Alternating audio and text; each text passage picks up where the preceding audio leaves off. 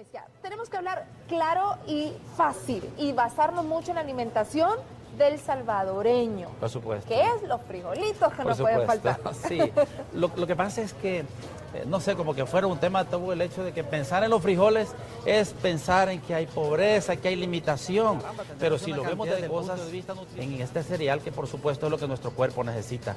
Así es que vale la pena que esté en la palestra este tema esta mañana. Los frijolitos no pueden faltar en cada hogar salvadoreño y cuéntenos qué propiedades encontramos en los frijoles. Encontramos muchas, por ejemplo, en media taza de frijoles encontramos 7 gramos de fibra. Importantísimo entonces para mejorar el tránsito en el tracto digestivo. Ajá. Vital eso. Esto también nos garantiza una eficiente disminución de los niveles en las propiedades vitamínicas, por ejemplo, en las propiedades del complejo B, B1, B2 y vitamina B6, que los encontramos en los frijoles, aparte de otras cosas como el folacín.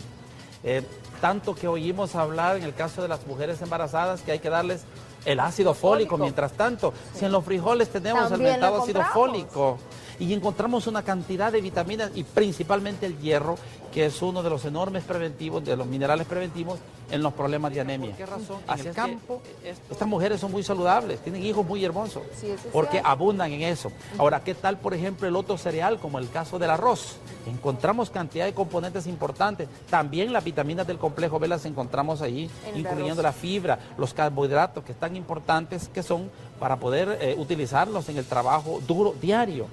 Entonces no podemos prescindir de eso. ¿Qué tal de la tortilla? Eso le iba a decir, algo que nos falta, ¿verdad? Es la tortilla. Sí, pero especialmente cuando hablamos de la tortilla que no es procesada, ¿no? Es decir, procesada ya industrialmente. Hablamos de aquello en lo que se cuece el maíz, en el que se va al molino y que se tortea, se coloca el comalito.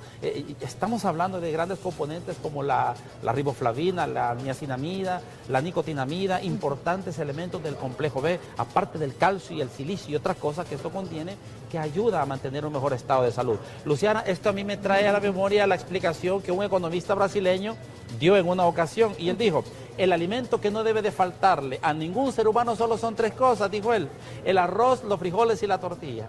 Y de verdad, que a quien no le falta el arroz, los frijoles y la tortilla, se mantiene perfectamente saludable. Aparte de cualquier situación emocional, pero trate la de arroz, frijoles y tortilla, eso es lo que no debe de faltar en nuestra mesa, porque cuando uno suma, por ejemplo, los componentes en los frijoles, en el arroz y en la tortilla, encontramos una proteína completa que el cuerpo demanda para mantener su equilibrio en términos de salud. Ahora, de igual manera, pues también la ingesta de vegetales es importante, ¿verdad, claro, doctor? que no sí. estamos diciendo que la vamos a eliminar. Sí, así es. Y de hecho podemos hablar también de las vitaminas que podemos encontrar. Por ejemplo, en esos vegetales verdes, ¿qué vitaminas encontramos? Encontramos dentro de los minerales, por ejemplo, encontramos en algunos el potasio, en otros encontramos el sodio, en otros encontramos el cloro, que nos permite mantener el equilibrio electrolítico.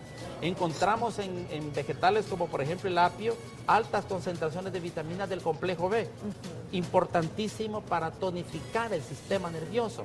Encontramos en el jugo de naranja, además de la vitamina C o ácido ascórbico, también importantes concentraciones de vitaminas del complejo B. Por eso yo llego a la conclusión, después de todo, que cuando alguien se toma un jugo de naranja en la cena, duerme muy bien. O en la noche, duerme muy bien. ¿Verdad? Sí, entonces, ¿quién no se toma un jugo de naranja? ¿A quién no le apetece algo como esto? Encontramos, por ejemplo, en el caso del brócoli, en el caso del coliflor, que a veces uno se deja ir únicamente por el sabor, pero cuando pensemos en alimentación, en nutrición, no pensemos en sabores, porque yo siempre digo, bueno, yo estoy claro que si a usted le ponen aquí un poquito de coliflor y brócoli y le ponen un paté de 3 leches, se va por el paté de 3 leches, pero no, es que pensamos en el sabor. Me ponen una bebida gaseosa aquí heladísima y me ponen una limonada, me voy por la bebida gaseosa. Entonces el problema es que la alimentación es una cuestión de cultura. Hay que comer y también no un poquito con la cabeza, por supuesto, hay que comer con la cabeza. Es decir, yo tengo pacientes que han dicho, mira, a mí no me gustan las verduras, pero cuando hablamos respecto a todo lo que podemos lograr, yo las empecé a utilizar desde ese día. Cosas como la cebolla. Hasta los niños apartan la cebolla de la comida. ¿Qué tenemos en la cebolla? Incluso la cebolla emite una radiación invisible, que es la que estimula a las células a que se regeneren y se reproduzcan. Por eso quien come cebolla cruda, por ejemplo, se mantiene un estado de salud perfectamente bueno.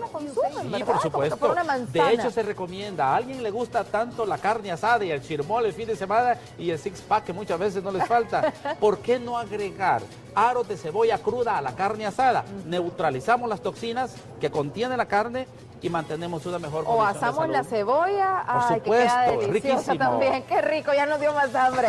Doctor, muchísimas gracias por estar con nosotros y gracias por esos tips y esa ayuda que nos ha brindado en cuanto a conocer cuáles son las propiedades de estos alimentos mencionados.